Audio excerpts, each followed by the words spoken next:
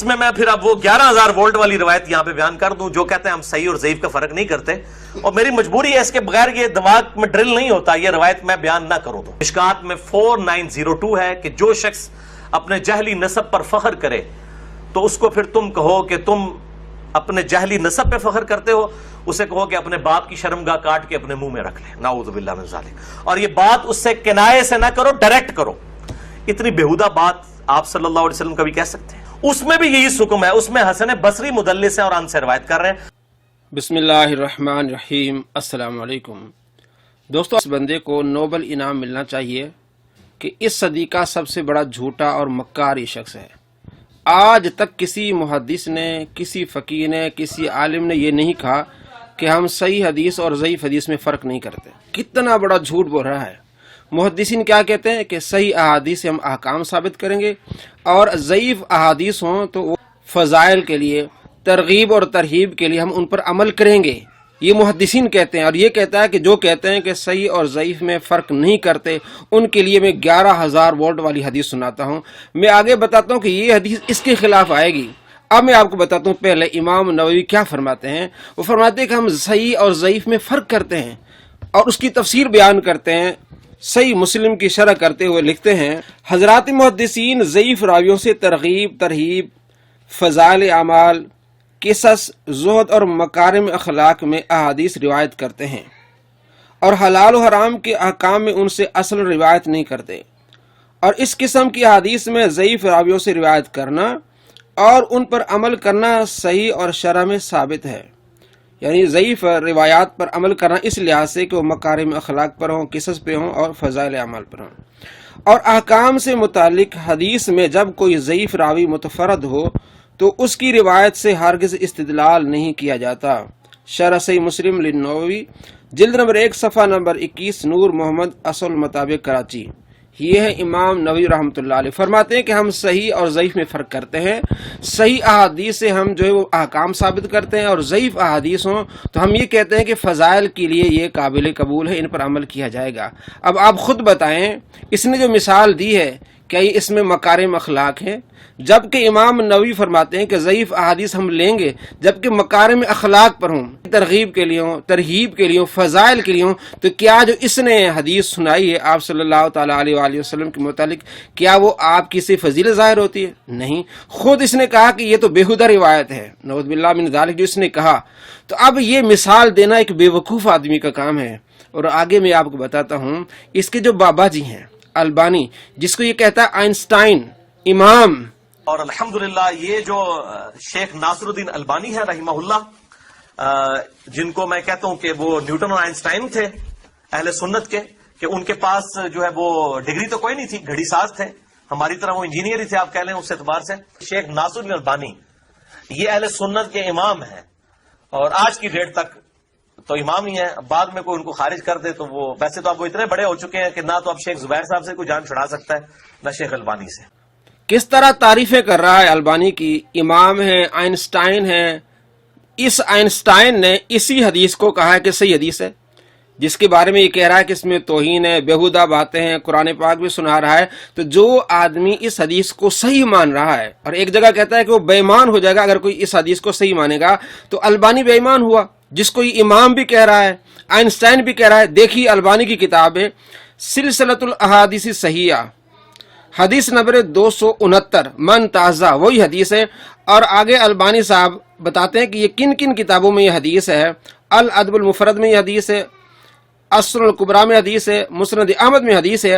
اگلے صفحے پر کیا کہتے ہیں دیکھیے، کہتے ہیں قلت وہذا اسناد، میں کہتا ہوں اس کی جو سند ہے، رجال ثقاتن، اس کے رجال ثقہ ہیں، فہو صحیح، یہ صحیح حدیث ہے، اگرچہ اس میں امام حسن جو ہے بصری مدلس ہیں، لیکن دوسرا طرق کا دیکھا جائے تو یہ حدیث صحیح ہے۔ اس کے بابا جی کہتے ہیں جو بےہودہ حدیث ہے، یہ کہہ رہا ہے وہ حدیث صحیح ہے۔ پہلے تو البانی پر فتویٰ لگائے، اپنے بابے پر فتویٰ لگائے کہ وہ گستاخ ہے، اس نے گستاخی والی حدیث کو صحیح کہہ دیا۔ اور یہ جو کہتا ہے کہ مدلس، اگر یہ مانتے ہیں ضعیف حدیث کو مانتے ہیں پھر اس حدیث کو مانے۔ پہلی بات تو میں نے آپ کو بتائی کہ یہ حدیث آپ صلی اللہ تعالیٰ علیہ وآلہ وسلم کی فضائل میں نہیں ہے، خود یہ کہہ رہا ہے بےہودہ حدیث ہے، نعوذ باللہ من ذالک، جس طرح یہ باتیں کر رہا ہے۔ تو وہ ہم تو مانتے فضائل میں، ترغیب و ترہیب میں اب یہ جو کہہ رہا ہے 11,000 ووٹ والی میں حدیث سنا رہا ہوں، یہ حدیث اس کے گلے پڑ رہی ہے۔ اس نے جو کہا کہ اس وجہ سے حدیث یہ ضعیف ہے کہ اس میں حسن بصری مدلس ہے اور ان سے روایت کر رہا ہے، سماعت کی تصریح موجود نہیں ہے، اس لیے حدیث کیا ہے، یہ ضعیف ہے۔ اب میں آپ کو بتاتا ہوں کہ یہ خود ضعیف حدیثیں اپنے ریسرچ پیپر میں لکھتا رہا ہے، اور البانی نے کہا وہ صحیح ہے، اس کے باوجود اس میں ایک راوی مدلس سے آمش مدلس سے ان سے روایت کر رہا، پھر بھی اس نے وہ حدیث لی۔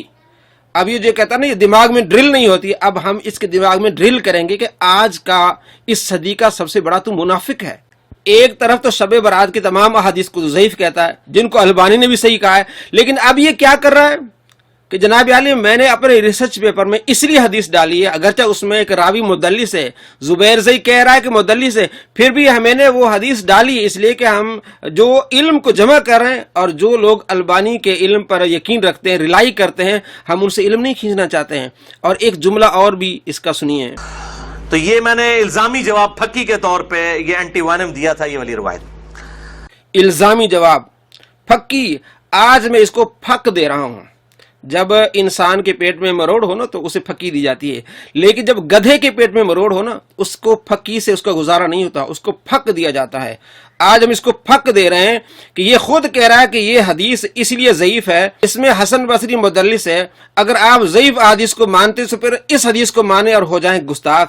اب میں آپ کو بتاتا ہوں، یہ خود روایت بیان کرے گا اور خود کہے گا کہ اس میں راوی مدلس، اس کے باوجود میں نے وہ حدیث لی ہیں۔ دیکھیے ہم اس کو کیسے پھک دے رہے ہیں۔ چلیے بھائی، آپ نے اکثر کافی دفعہ آپ 5B جو اپنا ریسرچ پیپر ہے وہ اکثر دکھا رہے ہوتے ہیں، اعتراض یہ بھی آتا ہے اس میں ضعیف روایتیں ڈالی ہوئی ہیں آپ نے۔ ضعیف روایتیں ہم یہ کہتے ہیں کہ اس 5B ریسرچ پیپر میں کوئی ایک روایت ایسی دکھائیں جس کو دور حاضر میں کسی محدث نے صحیح نہ کہا ہو کہ میں نے علم کو ایک جگہ یکجا کیا۔ کئی حدیثیں شیخ البانی کے نزدیک اور امام ترمذی کے نزدیک صحیح ہے۔ مثلا وہ جو روایت ہے کہ وہ عبید اللہ ابن زیاد کے نتنوں میں سانپ گھس گیا، اس کو امام ترمذی نے لکھا ہے کہ حدیث صحیح ہے، اور شیخ البانی نے بھی۔ شیخ زبیر صاحب کہتے ہیں یہ تدلیس کی وجہ سے ضعیف ہے۔ تو چونکہ جو البانی صاحب اور امام ترمذی کی تحقیق کے اوپر لائے کرتے ہیں، ہم ان سے تو یہ نالج نہیں کھینچنا چاہتے۔ دوستو آپ نے دیکھا اور سنا، سوال کرنے والے نے سوال کیا کہ آپ کے ریسرچ پیپر میں ضعیف احادیث ہیں، پھر کس طرح جواب دیا؟ جی ہم نے علم کو جمع کیا ہے۔ اگرچہ زبیر زئی نے اس حدیث کو ضعیف کہا ہے اس وجہ سے کہ اس میں ایک راوی مدلس سے آمش مدلس سے ان سے روایت کرا ہے، لیکن چونکہ ہم نے علم کو یکجا کیا ہے، البانی نے اس کو صحیح کہا ہے۔ بھائی البانی تو اس کو بھی صحیح کہہ رہا ہے، تو آپ تو کہہ رہے ہیں کہ یہ بڑی گستاخی والی حدیث ہے۔ یعنی کس طرح کی منافقت ہے آپ کی؟ البانی صحیح کہہ رہا ہے، آپ نے وہ ریسرچ پیپر میں لے لی، اگرچہ مدلس ہے اس کے باوجود آپ نے لے لی، وہ ضعیف روایت آپ نے لے لی، اور جن احادیث کو البانی کہتا ہے صحیح ہیں شب برات کے بارے میں، اس کے بارے میں آپ کی کیا رائے ہے وہ بھی ذرا سنیے۔ 15 شعبان کی رات جسے عرف عام میں شب برات کہا جاتا ہے، بہرحال یہ 5 احادیث پبلک میں مشہور ہیں، 5 کی 5 ضعیف ہیں۔ تیسری حدیث سنن ابن ماجہ سے ہے، 1306 مشکات کے اندر اس کا نمبر ہے، اور اس حدیث کو وہ ضعیف جمع ضعیف برابر ہے حسن کا فارمولہ لگا کے شیخ البانی نے صحیح کہا ہوا ہے۔ جی دوستو آپ کو معلوم ہو گیا کہ اس صدی کا بڑا منافق شخص کون ہے، کہ البانی کی وہی حدیث لے رہا ہے اپنے ریسرچ پیپر میں جس میں مدلس راوی ہے، اور البانی خود کہہ رہا ہے کہ شب برات کے بارے میں جو احادیث ہے وہ صحیح وہاں نہیں لے رہا۔ اس کو کہتے ہیں منافقت۔ اور مدلس یہ ہوتا ہے کہ ایک راوی اپنے استاد کا نام چھوڑ کے دادا استاد کا نام لے، اگر وہ اخبرنی اور حدثنی کے الفاظ استعمال کرے تو اسے کہتے ہیں سماعت کی تصریح موجود ہے، اور اگر ان سے روایت کرائے اخبارنی اور حدثنی کے الفاظ نہ ہوں تو کہتے ہیں یہ مدلس روایت کرتا ہے، اس کی سماعت کی تصریح موجود نہیں ہے۔ اب اس کے قانون دیکھیں، خود وہ حدیث ریسرچ پیپر میں ڈالی جو مدلس بھی ہے، ان سے روایت بھی کر رہا ہے، لیکن کہتا ہے کہ ہم نے علم کو یکجا کیا ہے، اس نے ہم نے علم کو یکجا کر کے ہم نے جو لوگ البانی کے ریسرچ پر ریلائی کرتے ہیں ہم ان سے علم نہیں کھینچنا چاہتے ہیں۔ اب دوسری جگہ خود البانی اسے روایت کو صحیح کہہ رہا ہے، لیکن یہ کہہ رہا ہے کہ وہ حدیث ضعیف ہے۔ اب آپ کو معلوم ہو گیا کہ اس میں کتنی منافقت ہے کہ یہ کہہ رہا ہے کہ 11,000 ووٹ والی میں حدیث آپ کو سناتا ہوں، ٹھیک ہے، دماغ میں بات نہیں جائے گی، اس میں ایک راوی حسن بصری مدلس ہے تو اس لیے حدیث ضعیف ہے، تو اگر ضعیف حدیث کو مانتے اس کو مانے اور ہو جائیں گستاخ۔ دوسری جگہ بھی یہ کہتا ہے یہ باتیں، اور اپنے ریسرچ پیپر میں اس طرح کی حدیث لاتا ہے جس میں راوی مدلس سے ہم سے روایت کرتا ہے، अब इसके दिमाग में ड्रिल नहीं जा रही, इसको फक नहीं दे रहे हम लोग, इसलिए मेरा चैनल बार बार बंद कराता है। हम दिखाते हैं अवाम को कि ये किस तरह दोगली पॉलिसी करता है, किस तरह झूठ बोलता है। अपने रिसर्च पेपर की बात आए तो कहता हम इल्म जमा कर रहे हैं, इल्म यकजा कर रहे हैं। जो अलबानी के इल्म पर रिलाई करते हैं, हम उनसे इल्म नहीं खींचना चाहते। अलबानी ने इसको सही कहा, अगरचे हदीस में रावी मुदल्लिस है, लेकिन जब शब बारात की बारी आई उन्हीं हदीस को अलबानी सही कहता है, कहता नहीं जी ज़ईफ है, हम नहीं मानेंगे।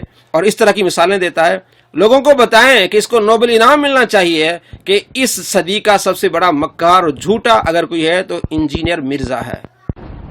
नाम निहाद इंजीनियर मोहम्मद अली मिर्जा खारजी के हर झूठ का अब हम करेंगे इल्मी पोस्टमार्टम। अब ताक़ुब किया जाएगा नाम निहाद इंजीनियर मोहम्मद अली मिर्जा खारजी के हर झूठ का। तमाम उश्शाक़े रसूल हमारा चैनल सब्सक्राइब करना मत भूलिए।